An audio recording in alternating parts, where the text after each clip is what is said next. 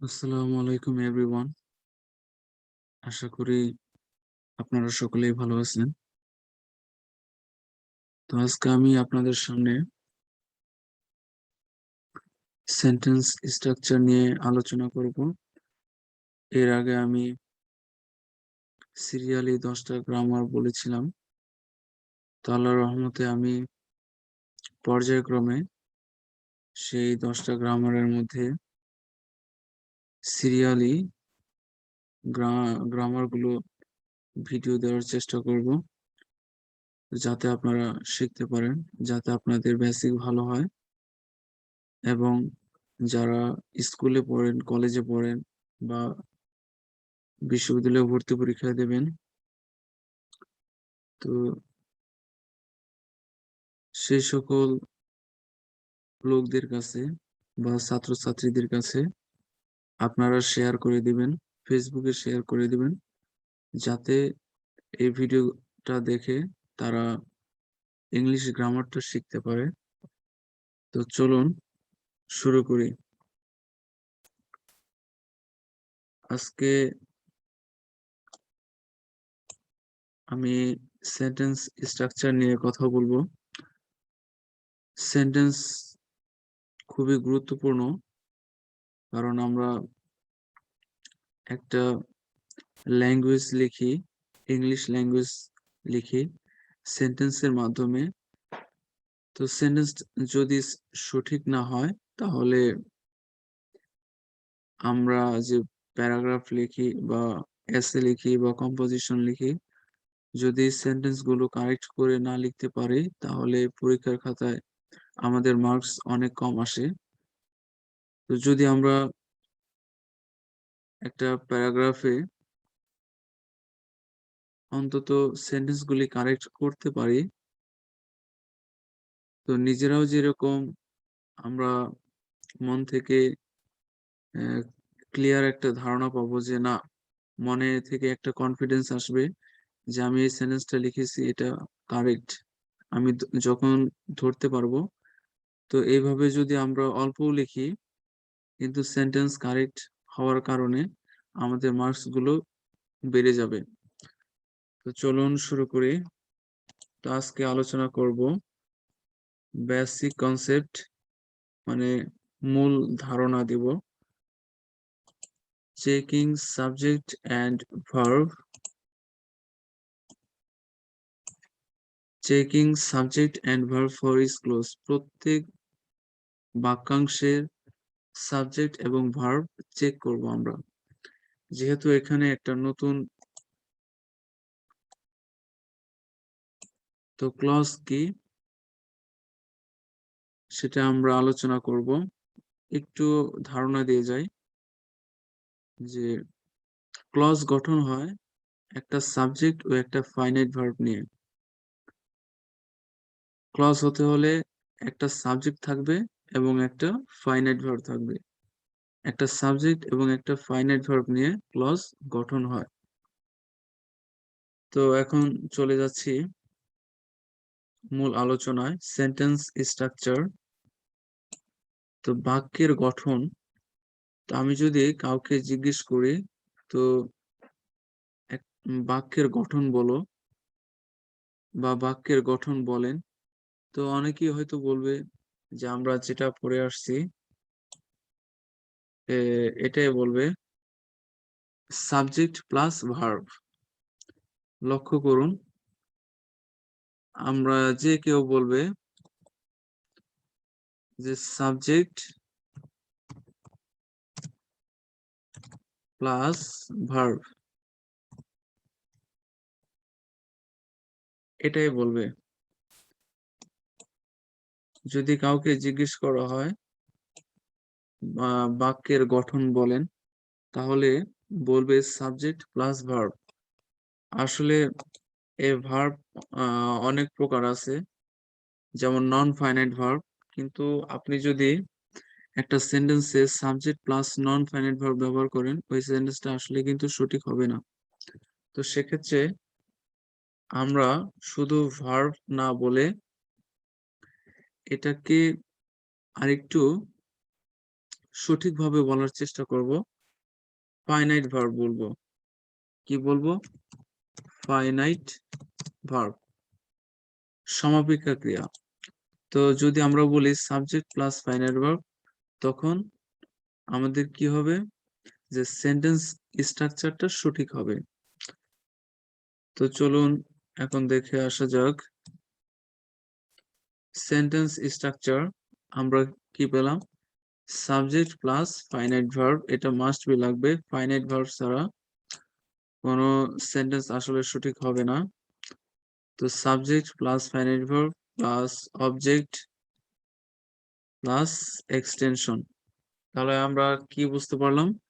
যে একটা সাবজেক্ট থাকবে, প্লাস একটা ফাইনাইট ভার্ব থাকবে, প্লাস অবজেক্ট প্লাস এক্সটেনশন। তো একটা উদাহরণ দেখি আমরা। এখানে রয়েছে যে আই প্লে ফুটবল, আমি ফুটবল খেলাধুলা করি বা ফুটবল খেলি। এখানে দেখেন যে আই হচ্ছে সাবজেক্ট এবং প্লে হচ্ছে ফাইনাইট ভার্ব। তো সুতরাং কি এই সেন্টেন্সটা আমাদের সঠিক আছে। তো আই প্লে ফুটবল, এখানে প্লে প্রেজেন্ট ফর্ম রয়েছে। আমরা জানি ভার্বের রূপ হচ্ছে তিনটা, প্রেজেন্ট ফর্ম, পাস্ট ফর্ম এবং পাস্ট পার্টিসিপল ফর্ম। এখানে ব্যবহার করা হয়েছে প্লে, ভার্বের প্রথম রূপ present form, I play football. তো আশা করি বোঝাতে পেরেছি। তো একটা সেন্টেন্সে এক বা একাধিক ক্লজ থাকে, আর একটা ক্লজে সাবজেক্ট এবং ফাইনাইট ভার্ব থাকে। তো নেক্সটে আমরা দেখব ক্লজ স্ট্রাকচার। ক্লজ স্ট্রাকচার মানে বাক্যাংশের গঠন। তো আমরা দেখব যে ক্লজ কি কি নিয়ে গঠিত হয়। তো সাবজেক্ট প্লাস ফাইনাইট ভার্ব, একটা ক্লজে সাবজেক্ট থাকবে প্লাস ফাইনাইট ভার্ব থাকবে। ফাইনাইট ভার্ব যদি না থাকে ওই ক্লজটা আসলে সঠিক হবে না। তো ফাইনাইট ভার্ব ব্যবহার করতে হবে। এখন ফাইনাইট ভার্ব কি? তো মনে প্রশ্ন জাগতে পারে যারা ফাইনাইট ভার্ব চিনেন না। তো ফাইনাইট ভার্ব হচ্ছে এমন একটা ভার্ব যে ভার্ব নিজেই নিজের অর্থ প্রকাশ করতে পারে, যে ভার্ব অর্থ প্রকাশে অন্য কোনো ভার্বের সাহায্য নেয় না, এবং যে ভার্ব সাবজেক্টের নাম্বার এবং পার্সন অনুযায়ী পরিবর্তিত হয়, সে ভার্বকে আমরা কি বলবো? Finite verb. তো ক্লজ স্ট্রাকচার হচ্ছে সাবজেক্ট প্লাস ফাইনাইট ভার্ব। আমরা এখন কিছু এক্সাম্পল দেখব। যে আই গো টু স্কুল, আমি স্কুলে যাই। এখন যদি আমরা এইটুকু বলতাম যে আই গো, আমি যাই, তো আই হচ্ছে সাবজেক্ট এবং গো হচ্ছে ফাইনাইট ভার্ব। সুতরাং আমি যদি এটুকু বলতাম যে আই গো, সুতরাং সেন্টেন্সটা কি কারেক্ট হতো, ভুল হতো না। দেন হি রিডস আ বুক, সে একটা বই পড়ে। যদি এখানে হি রিডস শুধু এইটুকু বলা হতো, হি হচ্ছে সাবজেক্ট, রিডস হচ্ছে মূল ভার্ব। এখানে subject third person singular number হওয়ার কারণে রিড মূল ভার্বের সাথে এস যোগ হয়েছে, সেজন্য রিড হচ্ছে ফাইনাইট ভার্ব। তো হি রিডস, সে পড়ে, যদি এটুকু বলতাম, সুতরাং এটুকু বললে কি সেন্টেন্সটা কারেক্ট হতো। Then they played football in the field, তারা মাঠে ফুটবল খেলছিল। এখন যদি আমরা এটুকু বলতাম যে দে প্লেড, দে হচ্ছে সাবজেক্ট এবং প্লেড হচ্ছে ফাইনাইট ভার্ব, সুতরাং এটুকু বললে কি সেন্টেন্সটা হতো। দেন আমরা দেখব যে verb is two kinds, verb হচ্ছে দুই প্রকার, such as যেমন ফাইনাইট ভার্ব। একটু আগে বলেছিলাম যে ফাইনাইট ভার্ব বাংলা হচ্ছে সমাপিকা ক্রিয়া। ফাইনাইট ভার্ব কি? যে ভার্ব নিজে নিজে অর্থ প্রকাশ করতে পারে, অর্থ প্রকাশে অন্য কোনো ভার্বের সাহায্য নেয় না, এবং যে ভার্ব সাবজেক্টের নাম্বার এবং পার্সন অনুযায়ী পরিবর্তিত হয়, সে ভার্বটাকে ফাইনাইট ভার্ব বলে। দেন তারপর হচ্ছে যে নন ফাইনাইট ভার্ব। যে নন ফাইনাইট ভার্ব আসলে নিজে নিজে সম্পূর্ণ অর্থ প্রকাশ করতে পারে না, এটা ফাইনাইট ভার্বের অর্থ প্রকাশে সাহায্য করে। তো আশা করি বোঝাতে পেরেছি। তো যখন আমি কোচিং সেন্টারে ভর্তি হয়েছিলাম, তখন একটা শর্টকাট টেকনিক দিয়েছিল স্যারেরা, তো আমার খুব ভালো লেগেছিল। তো আমিও জিনিসটা বা সেই বিষয়টি আপনাদের সাথে শেয়ার করছি। এখন ফাইনাইট ভার্ব চিনব কিভাবে, নন ফাইনাইট ভার্ব চিনব কিভাবে? নন ফাইনাইট ভার্ব হচ্ছে মাত্র তিনটা। নন ফাইনাইট ভার্ব হচ্ছে মাত্র তিনটা, মনে রাখবেন যে নন ফাইনাইট ভার্ব তিনটা। এই তিনটা ব্যতিরেকে বা বাদে যে ভার্ব গুলো আপনারা পাবেন সবগুলো হচ্ছে ফাইনাইট ভার্ব। তো আবার বলছি, নন ফাইনাইট ভার্ব হচ্ছে তিনটা। এই তিনটা ভার্ব বাদে যে ভার্ব গুলো পাবেন, পৃথিবীর সকল ভার্ব হবে ফাইনাইট ভার্ব।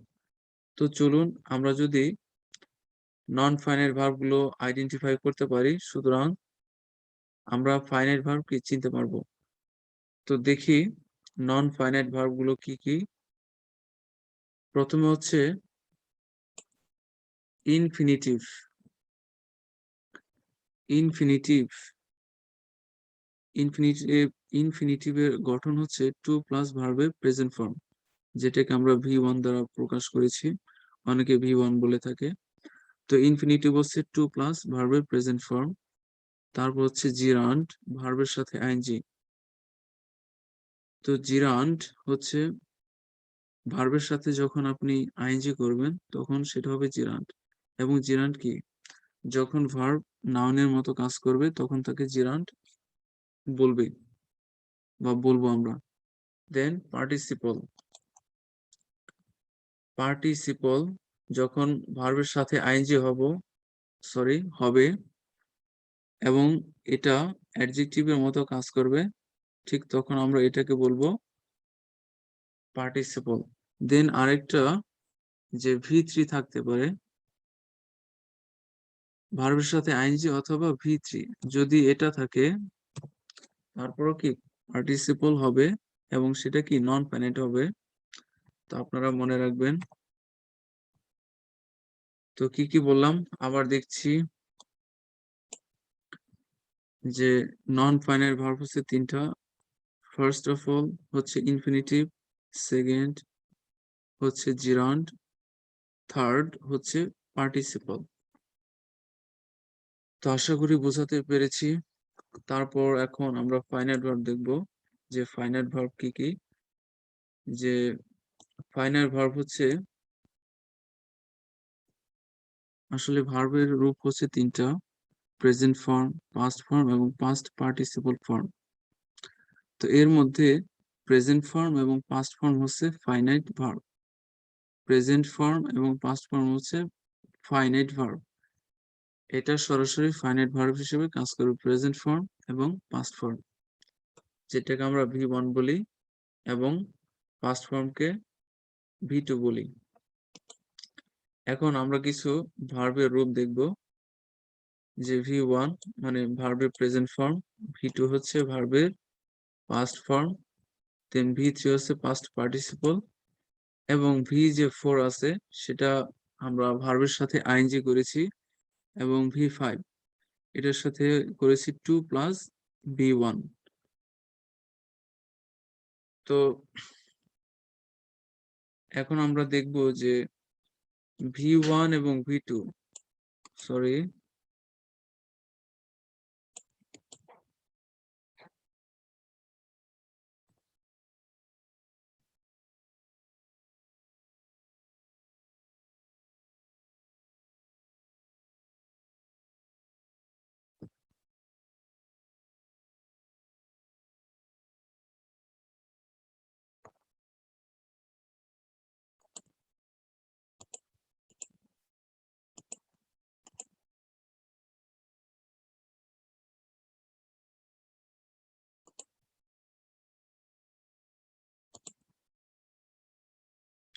সরি, এখানে V1 এবং V2 যেটা আপনারা দেখতে পাচ্ছেন, V1 হচ্ছে ভার্বের প্রেজেন্ট ফর্ম এবং V2 হচ্ছে ভার্বের পাস্ট ফর্ম। V1 এবং V2 এটা ফাইনাইট ভার্ব হিসেবে কাজ করে এবং V3 থেকে V4 এবং V5 এই তিনটা নন ফাইনাইট ভার্ব হিসেবে কাজ করে। ডু এবং ডিড ফাইনাইট ভার্ব হিসেবে কাজ করে সরাসরি, কিন্তু ডান, ডুইং, টু ডু এগুলো নন ফাইনাইট ভার্ব হিসেবে কাজ করে। তেমনি ইট এবং এইট এই দুইটা ভার্ব ফাইনাইট ভার্ব হিসেবে কাজ করবে এবং ইটেন, ইটিং এবং টু ইট এই তিনটা নন ফাইনাইট ভার্ব হিসেবে কাজ করবে। আশা করি বোঝাতে পেরেছি, ফাইনাইট ভার্ব এবং নন ফাইনাইট ভার্বের রূপ চেনাতে পেরেছি। তো আপনারা মনে রাখবেন যে ভার্বের প্রেজেন্ট ফর্ম এবং ভার্বের পাস্ট ফর্ম এই দুইটা ফাইনাইট ভার্ব হিসেবে কাজ করে। দেন পাস্ট পার্টিসিপল, জিরান্ড পার্টিসিপল এবং ইনফিনিটিভ টু ডু বা টু ইট এগুলো নন ফাইনাইট ভার্ব হিসেবে কাজ করে। তো আশা করি বোঝাতে পেরেছি। এবং আরেকটা জিনিস মনে রাখবেন যে এই যে V3 এবং V4 আমরা বললাম যে পাস্ট পার্টিসিপল, V3 হচ্ছে পাস্ট পার্টিসিপল এবং V4 হচ্ছে ভার্বের সাথে আইএনজি যখন আমরা করি সেটাকে V4 বলি। এখন V3 এবং V4 এই দুইটাকে আবার ফাইনাইট ভার্বে রূপান্তর করা যায়। কিভাবে এই নন ফাইনাইটকে আমরা ফাইনাইট ভার্বে রূপান্তর করি সেটা আমরা নেক্সটে দেখাবো। তো এখানে দেখতে পাচ্ছেন যে নন ফাইনাইট এবং ফাইনাইট ভার্ব। তো ডান এটা হচ্ছে নন ফাইনাইট ভার্ব,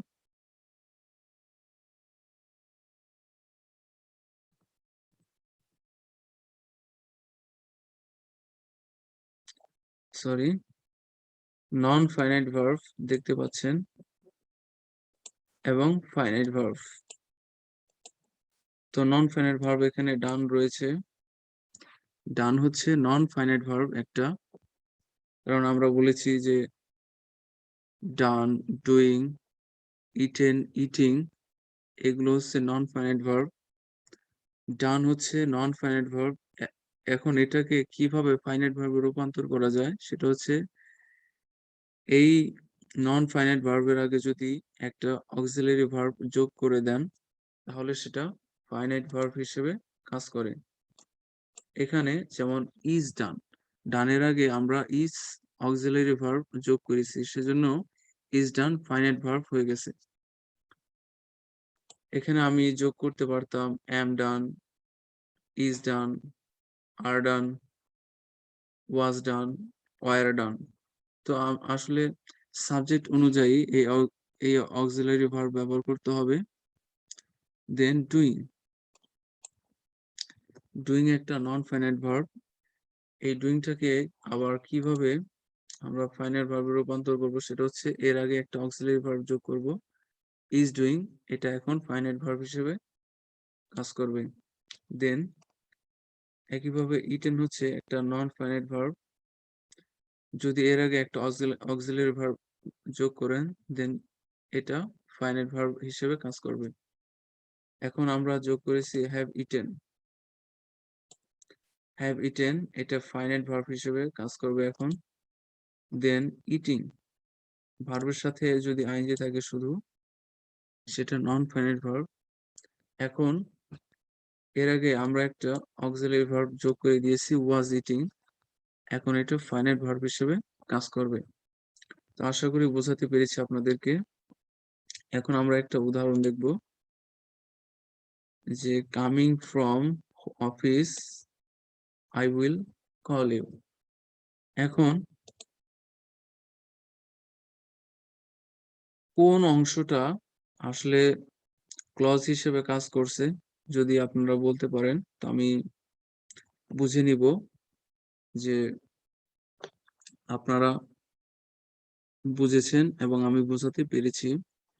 তো আপনারা বলবেন কমেন্টে যে কোনটুকু মানে ক্লজ হিসেবে কাজ করবে, যে কামিং ফ্রম অফিস নাকি আই উইল কল ইউ, এই কোনটা বা কোন অংশ একটা ক্লজ হিসেবে কাজ করবে। কারণ আমরা জানি যে ক্লজের স্ট্রাকচারটা দেখেছি সাবজেক্ট প্লাস ফাইনাইট ভার্ব। এখন কোথায় সাবজেক্ট এবং ফাইনাইট ভার্ব রয়েছে, তো আপনারা সেটা সিলেক্ট করে কমেন্টে জানিয়ে দেবেন। তো যাই হোক, আমি বলেই দিচ্ছি, কারণ এটা হচ্ছে, এইটুকু হচ্ছে finite verb. Coming from office I will call you, তো আই সাবজেক্ট, উইল কল এটা হচ্ছে ফাইনাইট ভার্ব এবং ইউ হচ্ছে অবজেক্ট।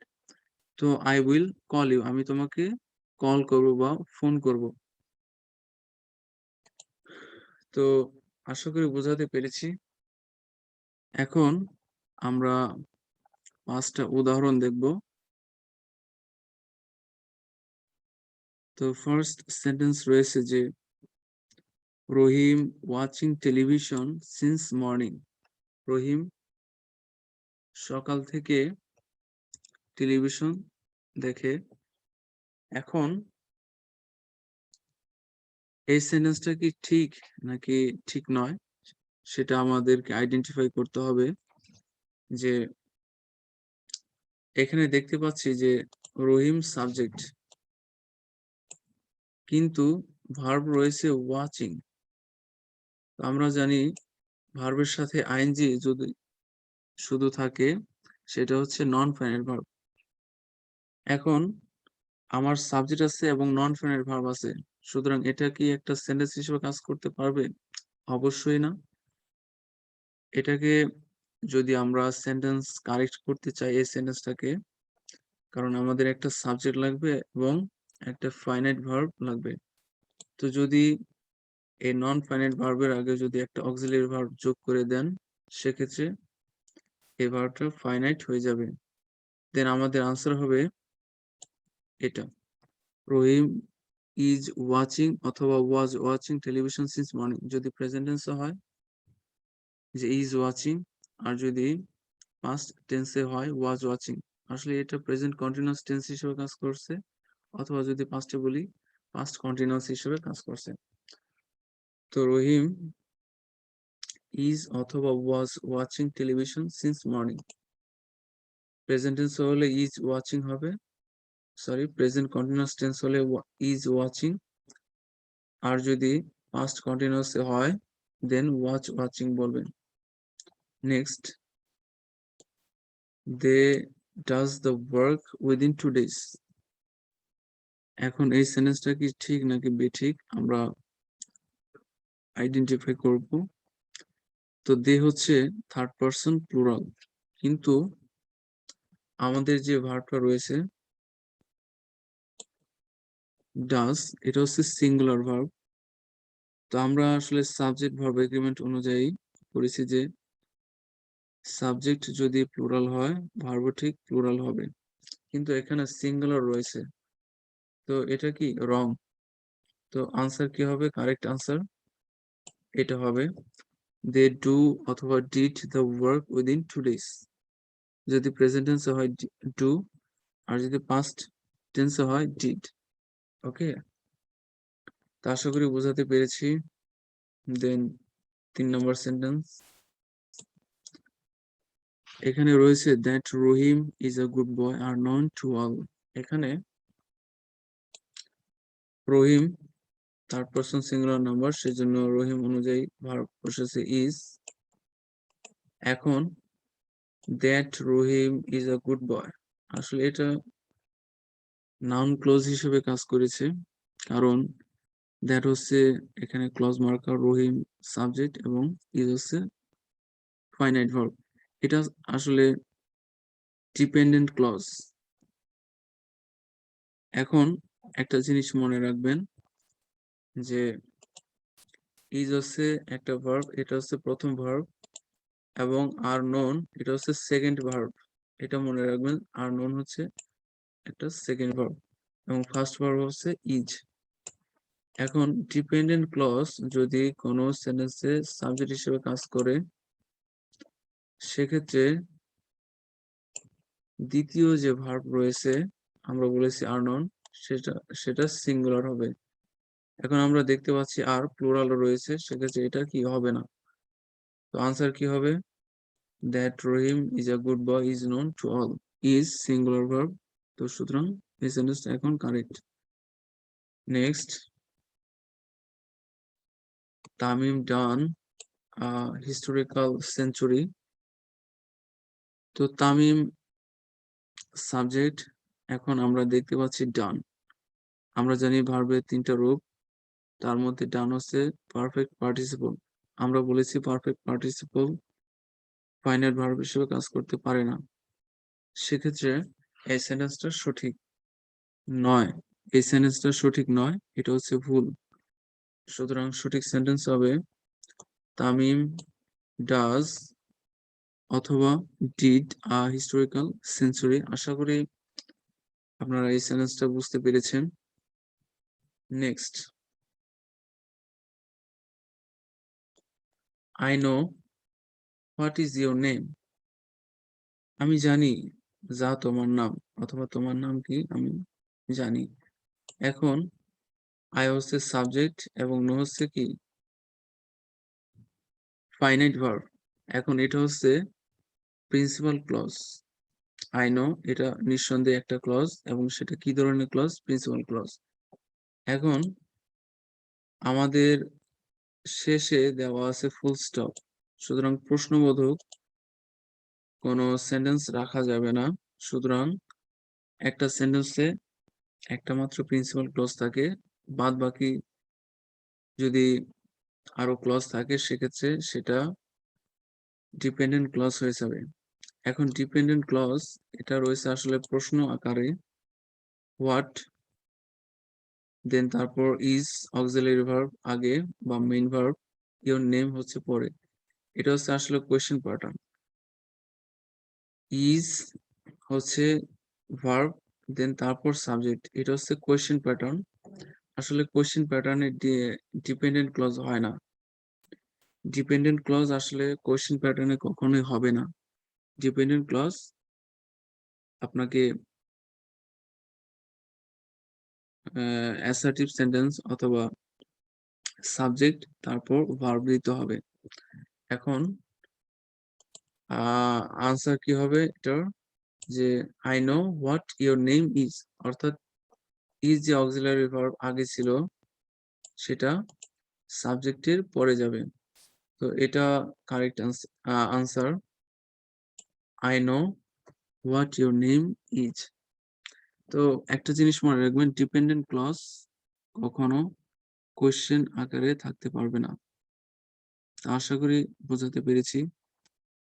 যদিও যদিও আপনারা কোনো কিছু বা কোনো বিষয় না বুঝে থাকেন, অবশ্যই কমেন্টে জানাবেন, এবং আমার এই ইমেইলে মেইল করে আসলে আমাকে প্রশ্ন করতে পারেন।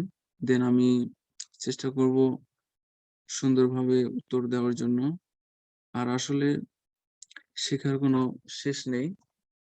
তো হয়তো মনের অজান্তে ভুল করে থাকতে পারি, কারণ মানুষ মাত্রই ভুল।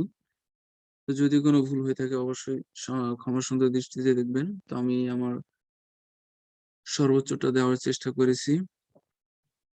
আর এইভাবে যদি আপনারা বাসায় প্র্যাকটিস করেন যে সেন্টেন্স গুলো, তো আশা করি আপনারা পারবেন, অবশ্যই পারবেন। তার বাসায় বেশি, বেশি চেষ্টা করবেন যে বাসায় বসে থাকবেন না। তো পড়ার মন মানসিকতা তৈরি করবেন এবং বেশি, বেশি পড়াশোনা করবেন। তো ইনশাআল্লাহ আপনারা ভালো কিছু করতে পারবেন। খোদা হাফেজ, ভালো থাকবেন।